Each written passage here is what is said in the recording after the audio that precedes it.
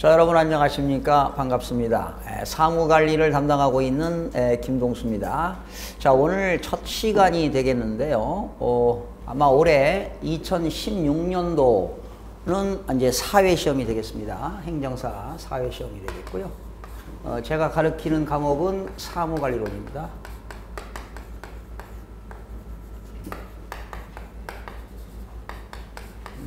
김동수가 되겠습니다. 사무관리, 이거는 이제 우리나라 그 행정제 업무를 하는데 하나 이것도 행정법의 일종이 되겠어요. 여러분, 행정법이라고 하는 건 뭡니까? 행정의 조직과 작용과 구제에 관한 국내 공법이라고 여러분들이 1차 그 행정법 시간에 배웠죠? 역시 사무관리론도 하나의 행정 파트의 일부가 되겠는데요. 우리나라 이 사무관리는요, 사무관리는 일제 총독 시대, 일제 시대와 그리고 미군정 시대에 그런 사무를 처리했죠. 그러다가 1961년도에요. 1961년도에 정부 공문서라는 규정이 만들어졌어요. 정부 공문서 규정이죠. 정부 공문서 규정.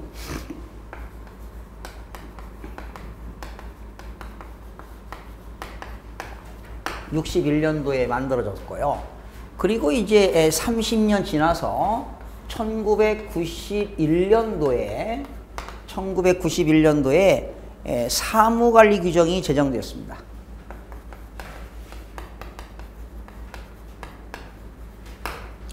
이때 사무관리 규정이 제정되었다. 사무관리. 그전에는 정부 공문서 규정이라는 용어를 썼고요. 91년도에는 사무관리 규정이 제정되었습니다. 그랬다가 한 20년 동안, 그러니까 지금 정부 공문서 규정이 한 30년 동안 사용하다가 사무관리 규정으로 바뀌었어요. 그러다가 지난 2011년도 이명박 정부 들어서서요. 이명박 정부 때 2011년도에 이 사무관리 규정이 행정 업무의 효율적 운영에 관한 규정으로 대폭 개정됐습니다. 행정 업무의 효율적 운영에 관한 규정입니다. 이게 2011년 12월 21일 날인가 이렇게 개정됐습니다.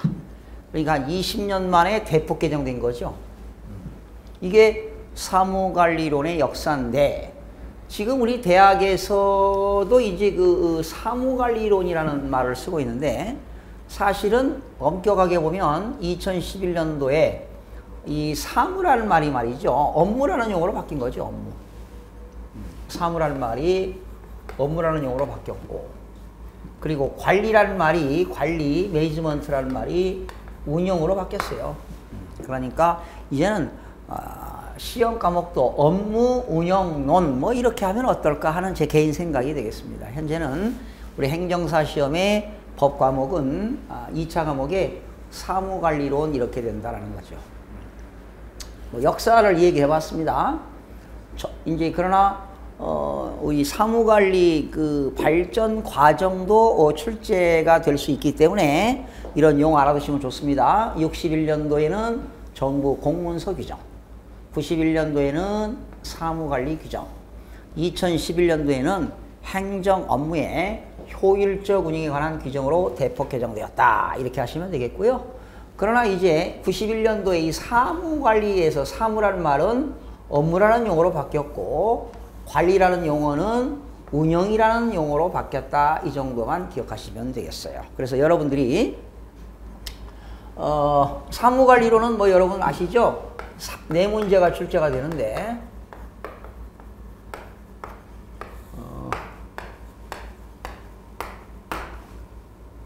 네 문제가 출제되는데 한 문제는 40점짜리가 되겠고요. 20점, 20점, 20점 이렇게 네 문제가 출제되는데 세 문제 정도는 여기서 나옵니다. 행정 업무의 효율적 운영에 관한 규정에 대해서, 그러니까 논술 서술하시오. 그리고 이 10점짜리는 이건 약술 문제라고 보시면 되겠습니다. 약술. 간단 명료하게 서술하면 되겠고요. 40점은 좀 논술 문제로 보시면 되겠는데, 이렇게 네 문제 중에서 행정 업무의 효율적 운영에 관한 규정에 대해서 여기서 세 문제가 출제되고요. 그리고 한 문제는 어디서 나오느냐? 민원 사무처에 관한 법률입니다.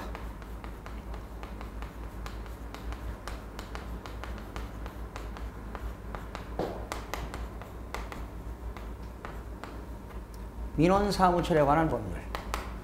민원 사무처에 관한 법률에서 한 문제가 출제된다. 이렇게. 그래서 여러분들이 이거는 시간 날 때 많이 보셔야 됩니다. 그리고 그 핵심 키워드 있죠? 키워드를 자꾸 머릿속에 입력해서 이거는 암기를 해야 됩니다. 그리고 중요한 그 키워드를 암기하고 나머지는 이 책을 다 어떻게 암기하겠습니까? 그렇죠? 그래서 제가 키워드를 찾아내는 그런 훈련부터 해보겠습니다. 지난 1회 때나 2회 때나 3회 때나 제 책에서 그대로 100% 적중이 다 됐고요.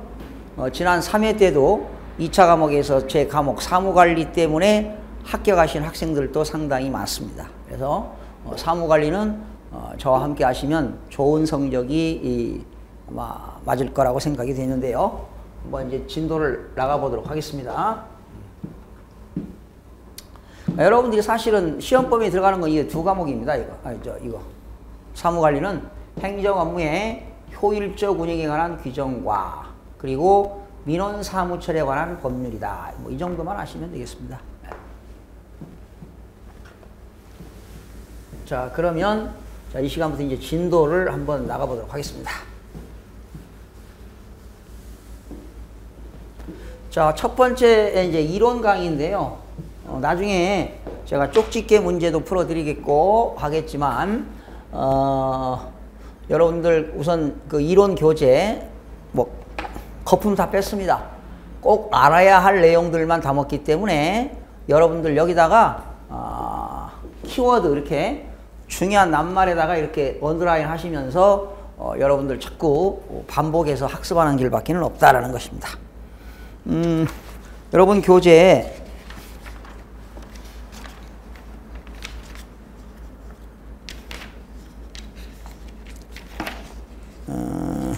8페이지 보시면 목차가 나왔죠. 5장까지 나와 있습니다. 1장은 행정 업무 운영의 개요가 나와 있고요. 2장은 공문서 관리 등 행정 업무의 처리가 나와 있고요. 3장은 행정 업무의 효율적 수행.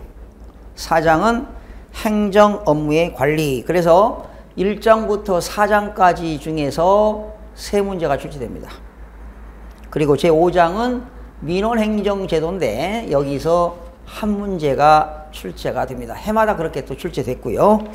자, 그러면 여러분 10쪽에 보시니까 제1장 행정 업무 운영의 개요가 나옵니다.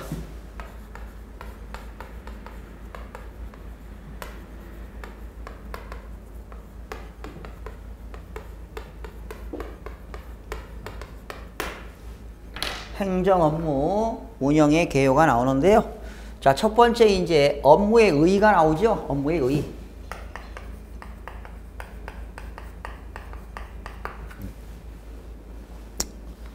업무의 의의가 나오는데, 여러분 제가 그 답안지 쓸 때는 지금 이렇게 하시면 어떨까요? 번호를 제가 지금 책 구성을 이렇게 매겼습니다. 1 그리고 가 이렇게 그죠? 1 가 그 다음에 1 그 다음에 가 그 다음에 1 양가로 가 양가로 그리고 1, 가 이렇게 번호를 이렇게 매겠습니다. 이렇게 순서대로 1, 가, 반가로 1, 반가로 가, 양가로 1, 양가로 가, 1번 가 이런 식으로 매겼는데요. 자, 1번 업무의 의의가 나오지요. 그리고 다시 가가 나왔습니다. 가, 업무의 개념이 나왔죠.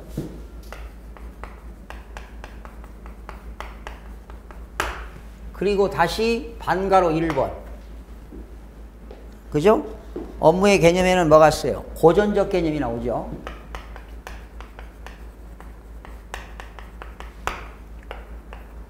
자, 1번 가, 반가로 2번. 그리고 현대적 개념이 나옵니다. 처음이라 번호 매기는 것이 좀 힘들 텐데요. 그래도 기억하세요. 1번 업무에, 그런데 이게 지금 그 행정 업무에서는 문서 작성할 때 이렇게 하는 겁니다. 원래 책도 이렇게 하는 거죠. 근데 일반 책들을 보시면 그냥 이렇게 나오죠. 1번 그 다음에 순서가 반가로, 그 다음에 양가로, 그 다음에 1번 이렇게 나옵니다. 그죠? 책들 만들 때.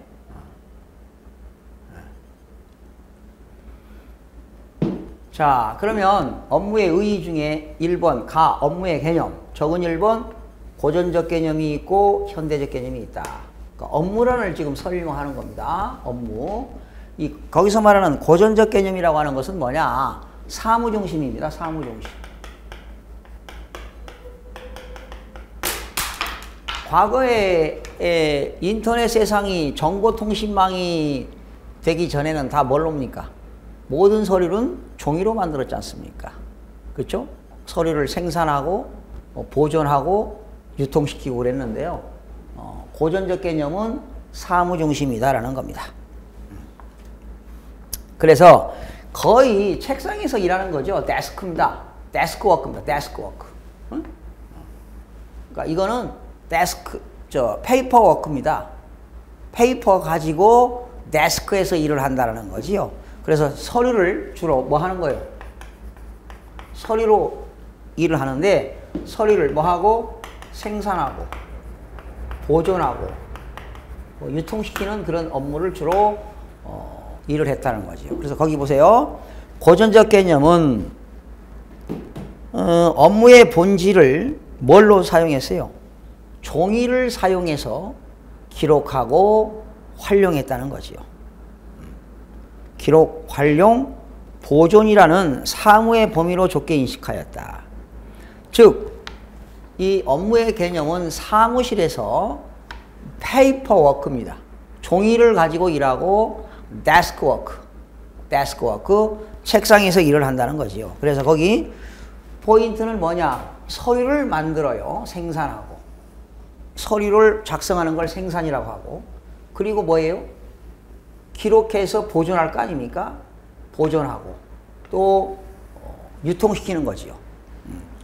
유통, 보존 등 서류에 관한 페이퍼워크, 데스크워크를 한정하였다. 뭐 이렇게 보시면 되겠는데, 자, 그러면 고전적 개념은 사무중심이다.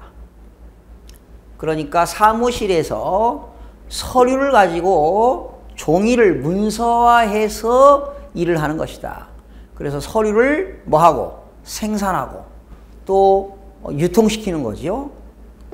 유통. 이제 문서를 발송하고 유통시킨다는 겁니다. 다른 행정기관에다가 유통시키고 그러한 문서를, 서류를 뭐 한다?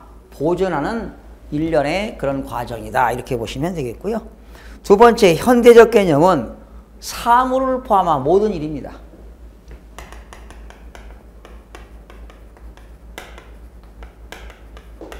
사무를 포함한 모든 일을 우리는 현대적 개념이다. 지금 시대를 뭐라고 합니까? 지식 정보화 시대다 그러죠. 그죠? 현대는 고도 정보화 사회다. 지식 정보화 사회다.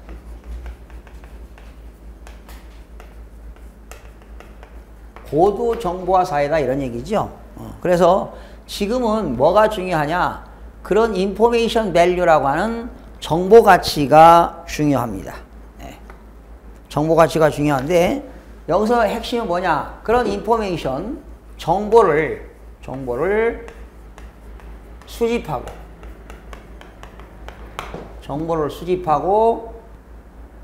정보 수집, 가공 만들어요. 그래서 저장합니다. 그리고 활용, 요 네 글자. 그래서 현대적 개념은 지식정보화 사회에서는 정보 가치가 대단히 중요하다. 이러한 정보를 어떻게 하고 수집하고 가공하고 저장하고 활용하는 일련의 과정이다. 이렇게 보시면 되겠습니다. 또한 셋째 줄, 행정 업무에 국민에 대한 성과를 강조함에 따라 사무실에서 이루어지는 일뿐만 아니라 국민과의 접점에서, 그러니까 오늘날 현대적 개념은 공무원들이 행정기관에서 단순히 책상에서 일만 하는 것이 아니라 이제는 국민들과의 소통이 이루어져야 된다는 거죠. 접점에서 이루어지는 일련의 행정과정까지 포함하는 업무의 개념이 확대되었다. 그러니까 소통의 문제죠. 소통. 국민들과의 소통. 자, 국민들과의 소통. 소위 인터액션이죠. 상호작용한다. 그러니까 행정기관하고 국민들에게 만족을 주기 위해서 행정기관하고 국민들이 서로 뭐 하는 거예요? 상호작용한다라는 거죠. 상호작용. 그러니까 소통한다는 거죠. 소통. 인터액팅이죠.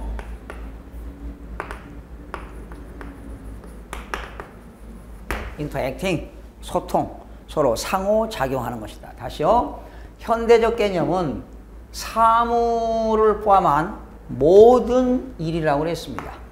오늘날 사회는 고도 지식정보화 사회입니다.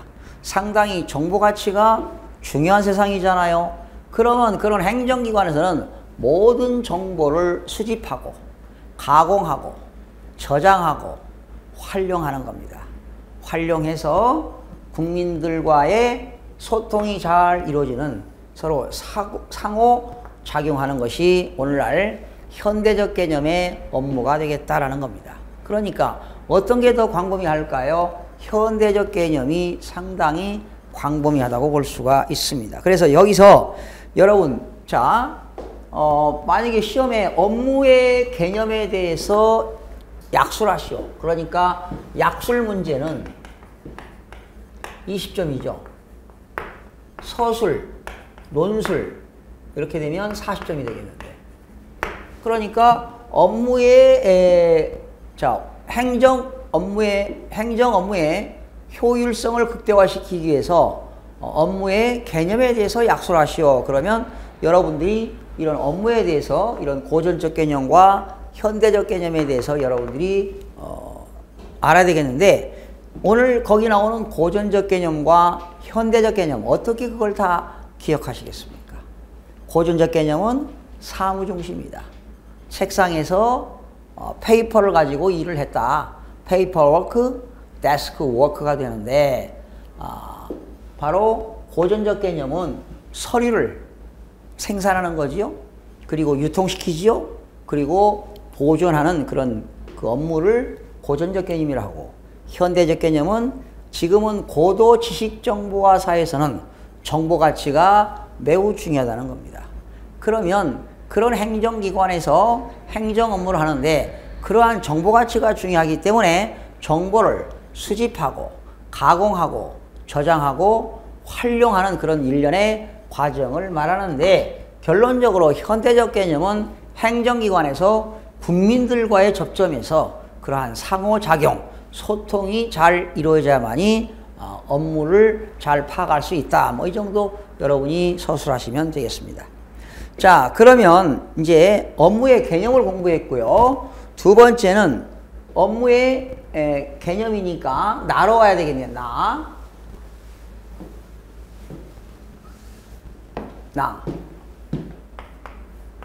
날아가가지고 업무의 종류가 나옵니다. 업무의 종류. 업무의 종류. 업무의 종류는 여러 가지가 있습니다. 거기 이제 나가니까 이렇게 반가로 1이 되겠어요. 업무의 종류에는 세 가지가 있습니다. 거기 써 업무 목적에 의한 분류입니다.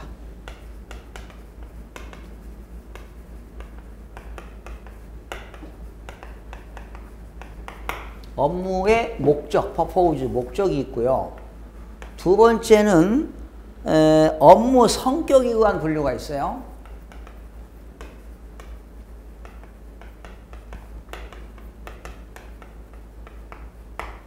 업무 성격. 업무 목적. 지금 업무의 종류를 공부하는데 업무의 종류는 크게 세 가지가 있다. 업무의 목적에 의한 분류가 있고 업무의 성격, 성격에 의한 분류가 있고 세 번째는 기타 업무의 종류가 나옵니다.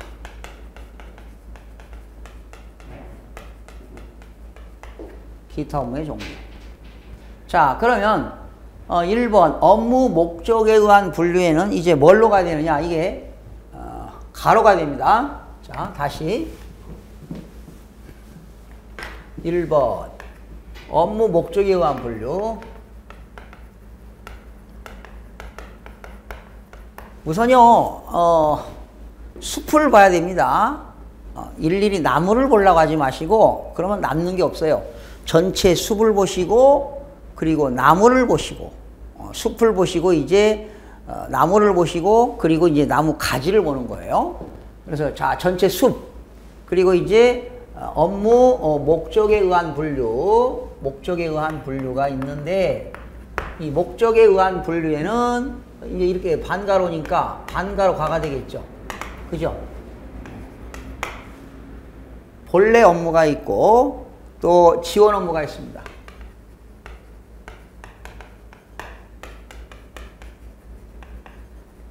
본래 업무가 있고 지원 업무가 있다. 그 다음에 두 번째는 업무 성격에 의한 분류입니다.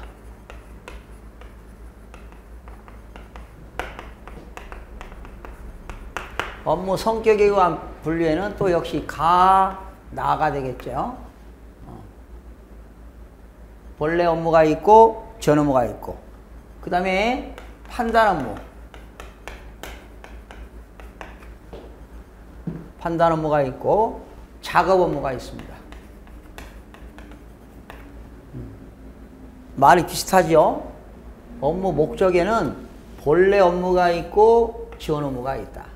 성격에는 판단 업무가 있고 작업 업무가 있다. 본지 판작. 목적에는 암기하셔야 돼요, 이거. 본래 업무가 있고 지원 업무가 있다. 성격에는 판단 업무가 있고 작업 업무가 있다. 100번 보시면 암기 다 됩니다. 지난 3회 때도 연세가 한 60대 중반 되시는 분이 저한테 쭉 한 6개월 레슨을 했는데 76.6으로 2차 과목에서 사무관리를 76.6으로 합격하신 분이 있습니다. 하여튼 그 훈련을 많이 받았죠. 100번 쓰면 되는 겁니다. 100번 보시면 되는 겁니다. 업무의 목적에 의한 분류에는 본래 업무가 있고 지원 업무가 있다. 성격에 의한 거는 판단 업무와 작업 업무가 있다. 이렇게 보시면 되겠습니다. 우선 본래 업무를 한번 소개해 보겠습니다. 자, 업무의 목적인데 말 그대로 뭐야? 본래 업무. 행정기관의 근본이 되는 업무가 되겠는데 주된 업무가 되겠죠.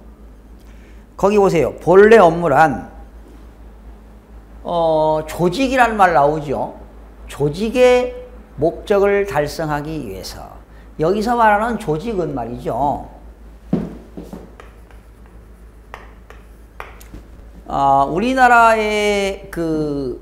우리나라는 상권 분립이 되어 있잖아요. 그렇죠? 입법부라고 하는 국회와 사법부라고 하는 법원과 행정부라고 하는 정부가 있겠죠. 그러면 이 조직도 행정기관은 정부 조직이 있습니다. 정부 조직부. 그죠? 국회는 뭐 국회법이 있겠죠. 국회법이 있겠고 법원은 또 법원조직법이 있습니다. 또 군인은 국군조직법이 있고요. 이런 조직이 다 있는데 우리나라 이 정부조직은 행정부를 말합니다. 법원조직부는 사법부를 말하겠죠. 국회법은 뭐 입법이니까 우리나라는 입법부와 사법행정, 우리나라는 상권 분립이 되어 있죠. 바로 상권 분립은 뭡니까? 견제와 균형 아니겠습니까?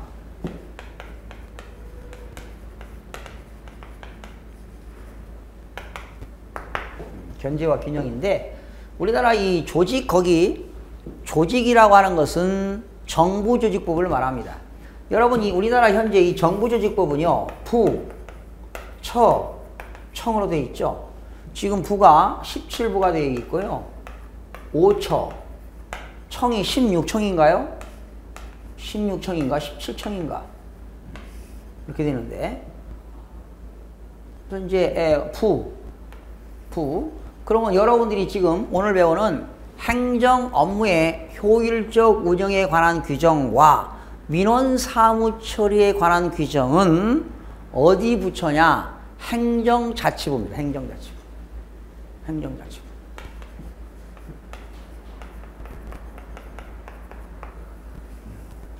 행정자치부가 된다.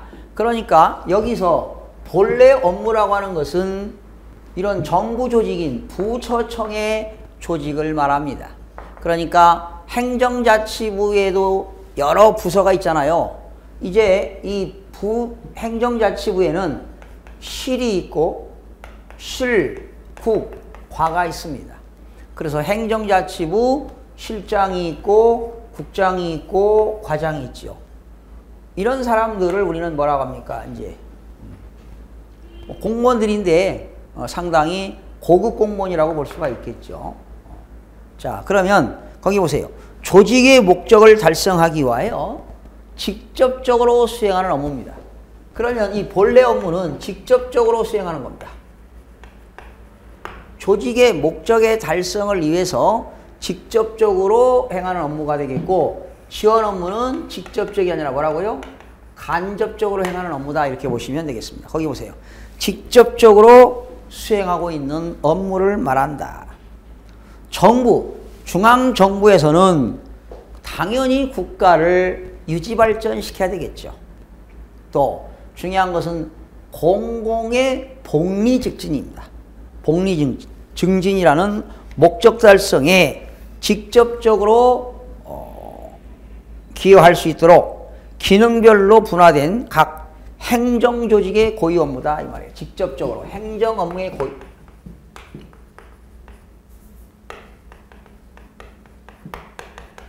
행정조직의 고유 업무. 그죠? 그 행정조직의 고유 업무를 말한다. 제가 써놨죠, 여기. 국토교통부에도 국이 있고 과가 있겠죠. 거기 사례를 써놨습니다. 제가 도시정책과라는 데가 있습니다. 국토교통부 부에 들어가지요. 도시정책과에서는 국토의 균형 발전입니다. 국토를 어떻게 하면 균형 발전시킬 수 있을까? 또 국토교통부 주택정비과에서는 주택을 정비하는 거니까 국민들의 주거 환경 개선이 되겠습니다. 자, 이건 책이니까 제가 이렇게 자세하게 써놨는데요. 여러분들은 어디부터 쓰면 되느냐? 거기 행정자치부 있죠. 행정자치부.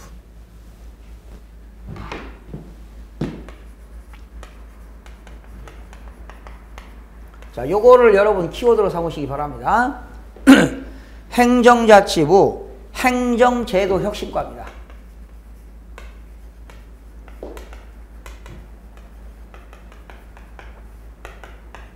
지금 행정 업무의 효율적 운영에 관한 규정은 행정제도 혁신과에서 담당합니다. 그런데 대통령이 바뀌게 되면 부처 장관이나 대통령이 바뀌게 되면 이런 심지어 과 이름까지도 바뀝니다. 지난번에 행정제도과였습니다. 근데 이번에 행정제도 혁신과. 요즘 혁신이라는 용어가 많이 유행하고 있죠. 요즘은 뭐 정치하는 것도 말이죠. 정치도 보수냐, 진보냐, 중도냐. 요즘 유행하는 게 뭐 중도 혁신 이런 용어들을 많이 쓰고 있죠.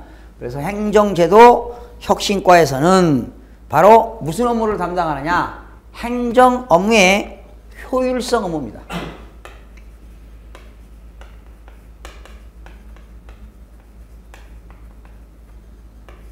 여러분, 과거에 말이죠. 이 행정이라는 것이 효과성과 능률성이었어요.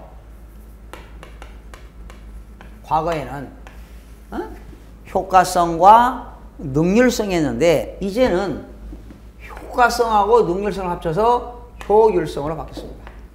행정의 효율성 업무를 하는 데가 바로 행정제도 혁신과가 되겠고요. 또 민원제도과가 있습니다. 바로 민원제도과에서는 민원사무처에 관한 법률을 담당하는데요. 민원행정의 합리적인 개선입니다.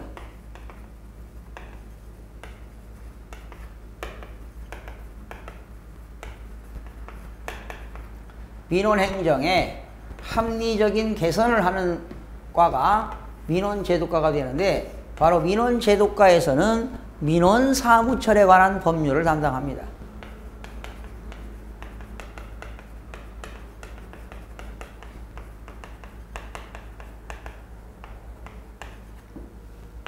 민원사무처에 관한 법률을 담당하는 데가 민원제도과가 되겠습니다.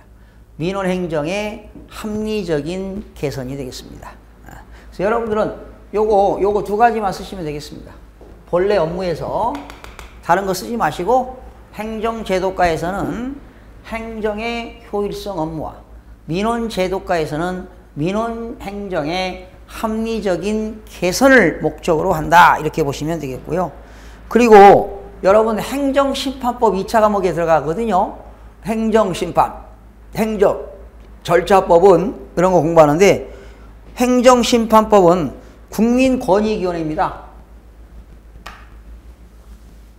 행정심판법은 국민권익위원회.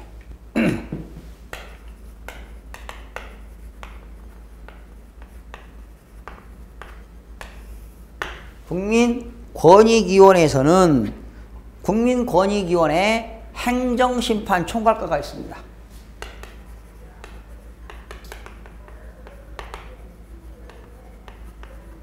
행정심판 총괄과에서 행정심판법을 관여하는데 바로 행정심판 총괄과에서는 뭐냐? 행정의 위법, 행정에 잘못된 거나 또 행정에서 행정의 부당한 처분. 여러분 거기 행정기관에서 부당한 처분을 받았다. 여러분 처분이라는 뜻이 뭡니까? 처분. 처분이라고 하는 것은 행정기관에서 공권력을 행사하는 게 바로 처분이죠. 부당한 행정기관으로부터 처분을 받았다. 공권력 행사.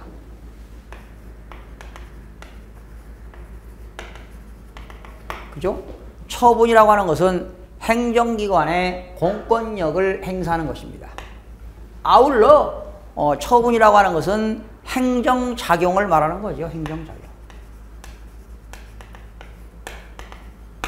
행정작용을 말한다. 또 부작위로 침해된 거기 부작위. 여러분 저 행정심판법에서는 부작위라는 말들을 공부할 겁니다. 다 연관이 되는 거니까요. 부작위로 침해된 국민의 권리 또는 이익을 구제하는 행정 목적을 달성하는 위하여 행하는 각종 행정처분을 들 수 있다. 이렇게입니다. 여러분 부작위라는 게 뭘까요? 부작위라고 하는 것은 여러분들이 당사자가 행정기관에 뭔가를 해달라고 신청을 했는데 행정기관에서 일정한 기간이 되도록 처분을 하지 않은 것을 부작위라고 하는 겁니다. 행정청에다가 당사자의 신청에 의하여 상당한 기간 내에 일정한 처분을 해야 할 법률상 의무가 있는데도 처분을 하지 않는 겁니다. 그러니까 부작이라고 하는 것은 당사자가 여러분이 행정기관에 신청을 했어요. 그러면 어느 일정 기간 안에 처분을 해야 되는데 그러한 처분을 하지 않는 겁니다. 그러니까 신청을 했는데 행정기관에서 처분을 하지 않는 것을 부작이라고 한다. 이렇게. 그러면 뭐 여기 이제 여러분들이 이 국민권익위원회에서 행정심판 총괄과라고 나오는데 여기는 행정청이 국민들에게 부당한 처분을 하거나 부작위로 인해서 침해돼 가지고 그러한 국민들의 권리와 의무를 구제하는 그러한 행정 목적을 달성하기 위하여 행하는 각종 행정처분을 말한다. 여기까지는 쓸 필요 없고요. 지금 본래 업무를 설명하다 보니까 국토교통부의 업무, 또 행정자치부의 업무, 국민권익위원회 업무인데 제가 여러분 이해를 돕기 위해서 다양하게 써놨는데 이거 암기가 안 돼요. 여러분들은 어느 것만 쓰면 되느냐? 행정자치부의 행정제도혁신과에서는 행정업무의 효율성, 그리고 민원제도과에서는 행정자치부 민원제도과에서는 민원사무처에 관한, 그렇죠, 민원 행정의 합리적인 개선, 그러니까 국민들이 행정기관에다가 민원을 제기하게 되면 그런 행정기관은 국민들이 불편이 없도록, 즉 국민들에게 만족도를 주기 위해서 그런 행하는 업무가 본래 업무가 된다. 이렇게 인식하시면 되겠습니다. 자, 그거 다 쓸 수가 없고요. 지원 업무를 보시겠습니다. 지원 업무. 지원 업무라고 하는 것은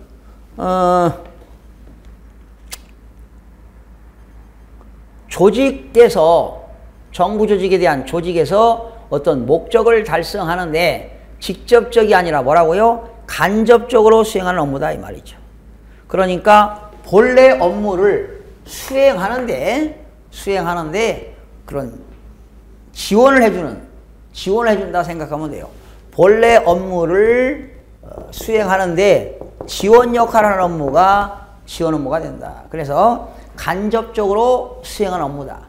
본래 업무는 직접적으로 수행하는 업무라고 한다면 지원 업무는 간접적으로 행하는 업무다. 이렇게 보시면 되겠습니다. 그래서 어떤 것들이 있을까요? 건축 허가를 받는다.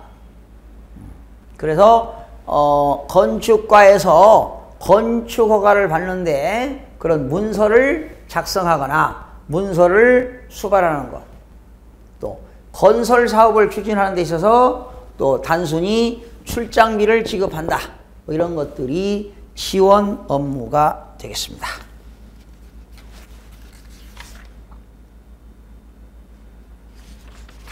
지원 업무가 되겠고요. 그 다음에 이제 두 번째로 넘어갑니다. 업무 성격에 의한 분류는 판단 업무가 있고 작업 업무가 있습니다. 성격. 성격에는 여기 판단 업무가 있고 작업 업무가 있는데, 판단 업무라고 하는 건 중요한 게 뭐냐? 전문적인 지식과 경험이 필요합니다.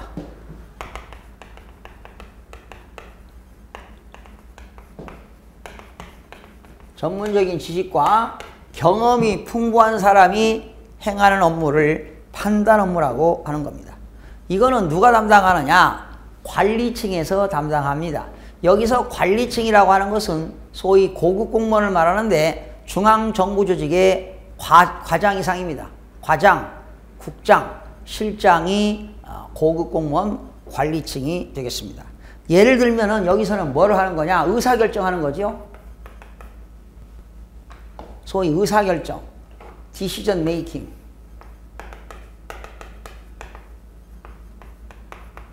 그죠? decision making, 의사결정하거나 또 이 기획, 프로젝트. 기획을 하거나 프로젝트. 그리고 코디네이션, 조정을 합니다. 조정. 코디네이션, 조정을 하거나 또는 심사, 저지, 심사. 하시오. decision making 의사결정, 프로젝트 기획, 코디네이션 조정, 그리고 저지 또는 심사, 판단 이런 평가 업무 등이 바로 판단 업무가 되겠는데 이러한 판단 업무는 관리층에서 한다 이렇게 하시면 되겠고요. 작업 업무입니다. 작업 업무는 전문적인 지식이 필요하지가 않습니다. 소위 단순하게 처리될 수 있는 업무 등 매우 다양하다. 예를 들면 작업 업무라는 건 어떤 것들이냐? 뭐 계산을 한다던가, 그죠? 공무원이 통계표를 작성한다던가, 단순 반복적으로 문서, 기한을 해서 문서를 작성해서 접수하고 발송하고, 단순히 무슨 물건을 운반하고 정리하고 뭐 이런 것들을 하는 업무가 바로 작업 업무가 되겠어요. 그러면 판단 업무는 관리층에서 하고 이러한 작업 업무는 그러니까 말단 공무원이 한다 생각하시면 되겠습니다. 구급공무원 서기들이 한다 생각하시면 되겠습니다. 작업 업무입니다. 통계표를 작성하거나 계산을 하거나 단순 반복적인 기한을 문서를 접수하거나 발송 뭐 이런 운반 정리 등을 말한다 이렇게 알면 되겠고요. 세 번째 기타 업무의 종류를 보시겠습니다. 여러 가지가 있는데요. 여기에는 위임 업무가 있고요.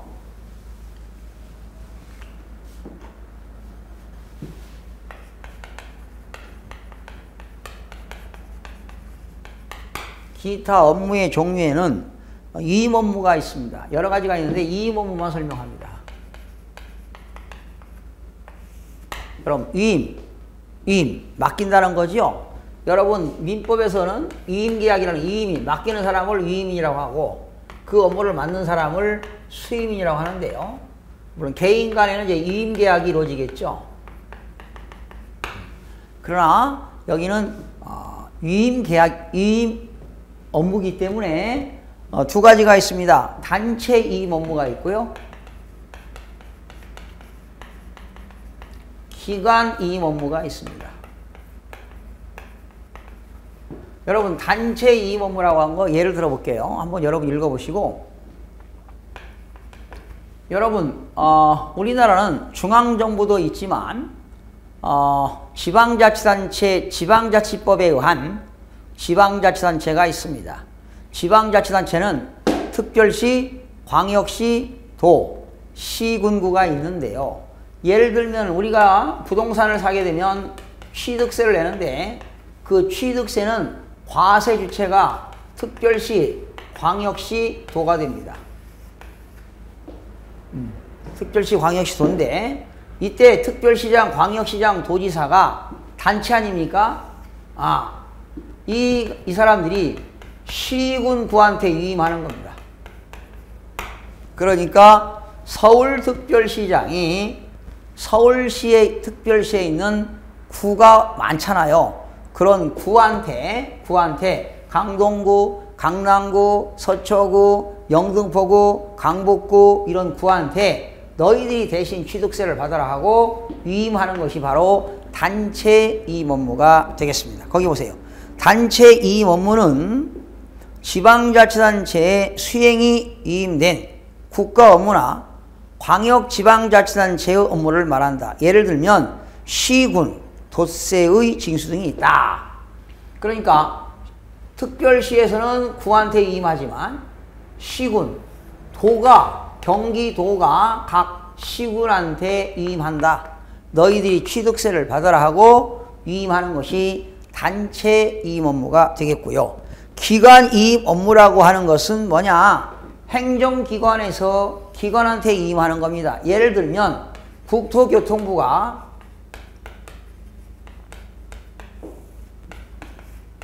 서울특별시한테 위임하는데 예를 들면 이거는 서울특별시가 시군구한테 구청장들한테 위임하는 거죠. 단체 위임 업무인데 요거는 우리나라에 한강이 있어요. 한강은 하천법에 의한 한강은 이건 한강은 누가 관리하는 거냐? 이건 한강은 국가하천입니다. 국가하천이기 때문에 국토교통부가 관리를 해야 되는데 국토교통부가 서울특별시장한테 위임하는 겁니다. 너희들이 한강을 관리해라. 이렇게. 이런 것들이 기관 위임 업무가 되겠습니다. 거기 보세요. 국가 또는 지방자치단체가 지방자치단체장에게 위임하여 처리하게 하는 업무를 말한다. 예를 들면 국도, 유지, 수선 업무, 시도지사의 국가하천 유지 보수. 그러니까 결과적으로 하천법에 의한 국가하천은 국토교통부가 담당하는데 서울특별시한테 하천을 유지하고 보수해라 하고 뭐 하는 거예요? 위임하는 것이 기관 위임 업무가 된다. 그래서 여러분 이 업무에 대해서 시험에 나오면 업무의 종류에서 세 번째 기타 업무의 종류에는 위임 업무 등이 있는데 위임 업무에는 단체 위임 업무와 기관 위임 업무 등이 있다. 뭐 이 정도만 이해하시면 되겠습니다. 그래서 시험에 업무의 개념과 업무의 종류에 대해서 논술하시오 하게 되면 업무의 개념을 쓰셔야 되겠고 업무의 개념에는 고전적 개념과 현대적 개념 그리고 업무의 종류에는 크게 세 가지가 있습니다. 목적에 의한 분류가 있죠. 업무 목적에 의한 분류가 있고 두 번째는 업무 성격에 의한 분류가 있고 세 번째는 기타 업무의 종류가 있다. 이렇게 해서 여러분이 쓰시면 되겠습니다. 자, 오늘 1강 마치고요. 2강 시간에는 운영의 의의부터 학습하는 시간을 갖도록 하겠습니다. 여러분 수고하셨습니다.